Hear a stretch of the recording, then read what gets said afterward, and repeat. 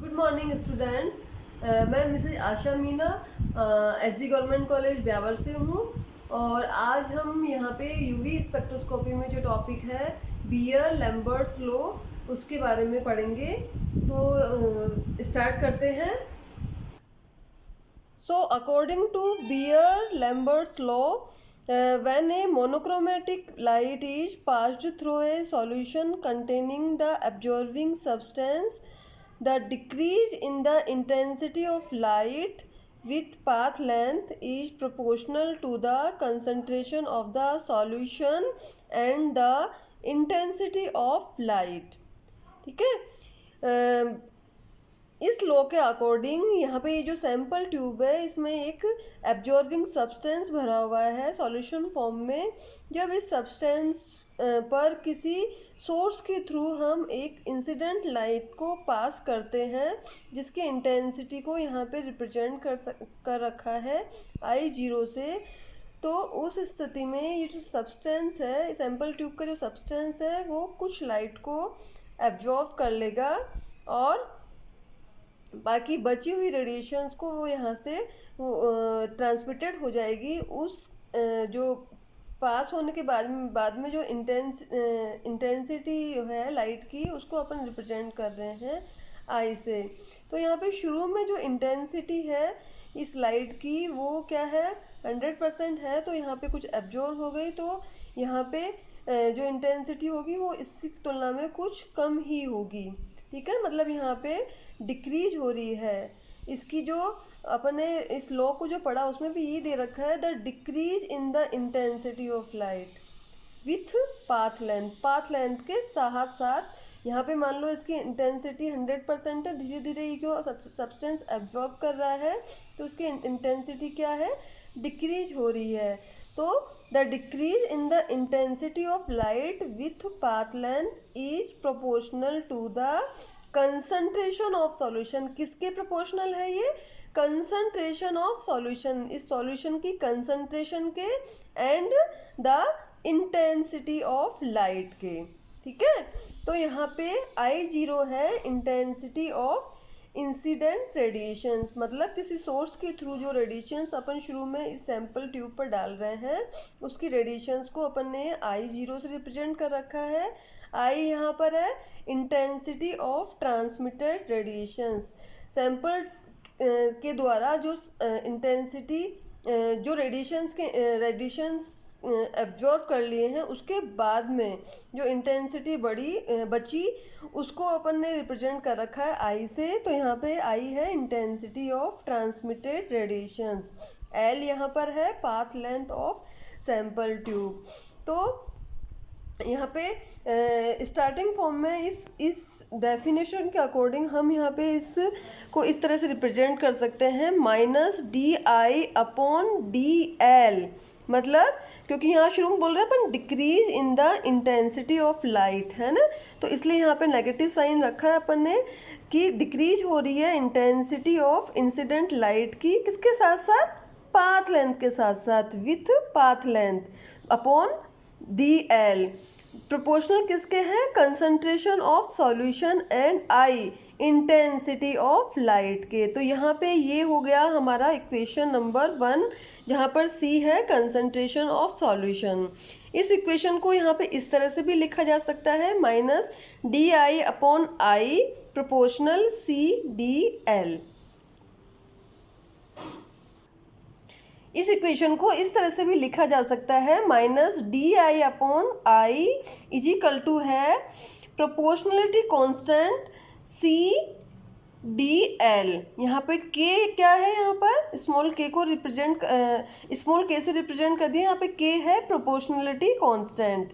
ठीक है, ये मान लीजिए इस इक्वेशन को अपन मान लेते हैं इक्वेशन नंबर 3, और इससे जो फर्स्ट इक्वेशन थी उसको मान लेते हैं इक्वेशन नंबर 2।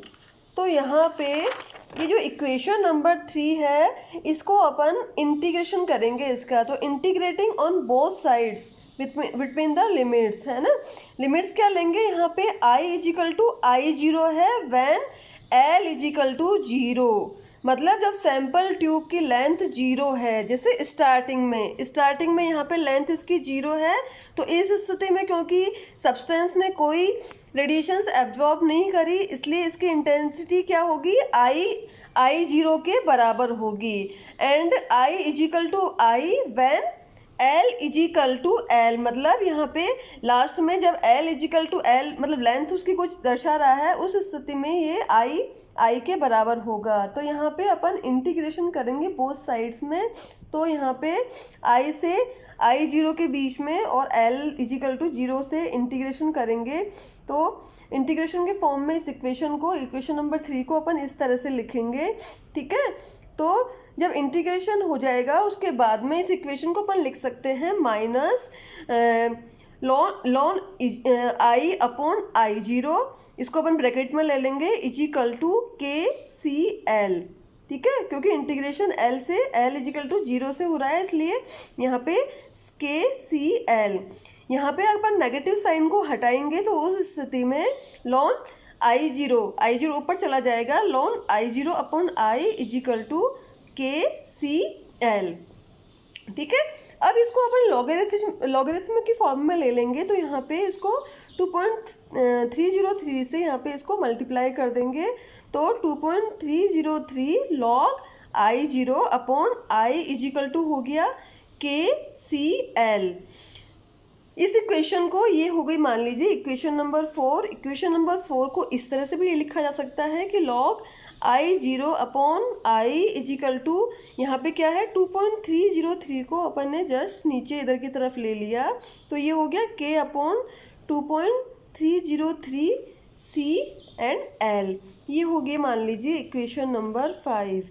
इस इक्वेशन को अगर अपन देखें एक सिंपल फॉर्म में, तो जो बियर लैम्बर्ट लॉ कहता है उसके अकॉर्डिंग इस इक्वेशन को इस तरह से लिख सकते हैं, A is equal to epsilon C L.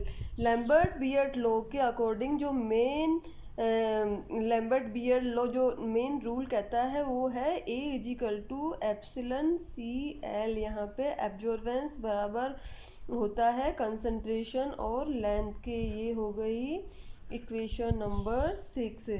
यहाँ पे एब्जॉर्बेंस बराबर है लॉग आई 0 अपॉन आई, इसको इस तरह से भी लिखा जा सकता है minus log I upon I 0, और अगर minus log I upon I 0 लिखे तो वो हो जाता है ट्रांसमिटेंस, एब्जॉर्बेंस के जस्ट रिवर्स, ठीक है।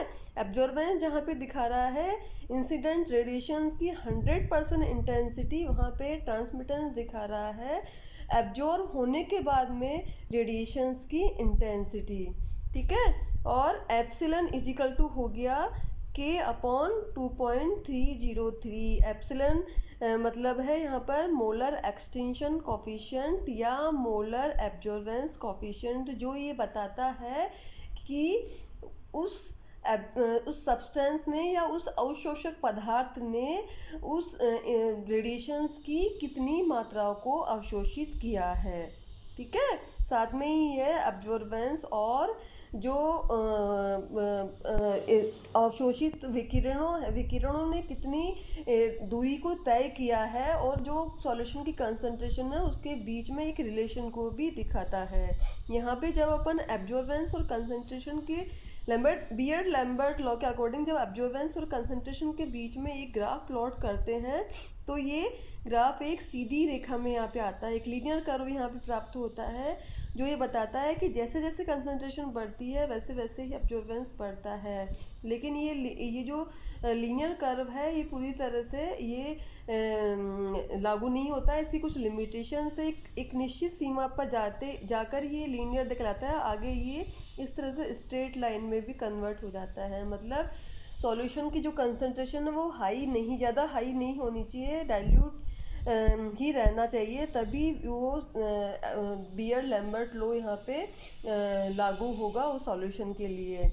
तो यहाँ पे कुछ लिमिटेशंस है इस बियर लैम्बर्ट लॉ की, कि सबसे पहली जो लिमिटेशन है वो एक तो ये है कि जो सॉल्यूशन है वो कैसा होना चाहिए, डाइल्यूट होना चाहिए, उसकी कंसंट्रेशन ज़्यादा हाई होनी नहीं चाहिए।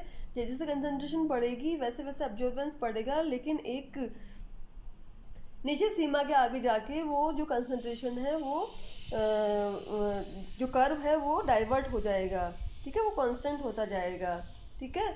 और यहाँ पे जो हम मोनोक्रोमेटिक लाइट ले रहे हैं, एक वर्णी प्रकाश ले रहे हैं, तो जो रेडिएशंस है वो मोनोक्रोमेटिक लाइट की फॉर्म में ही होनी चाहिए, तभी यहाँ पे बियर लैम्बर्ट लॉ फॉलो होगा। और तीसरी बात है, यहाँ पे जो टेम्परेचर होता है वो कांस्टेंट होना चाहिए, तभी हमें एक लीनियर कर्व यहाँ पे प्राप्त होगा। Thank you.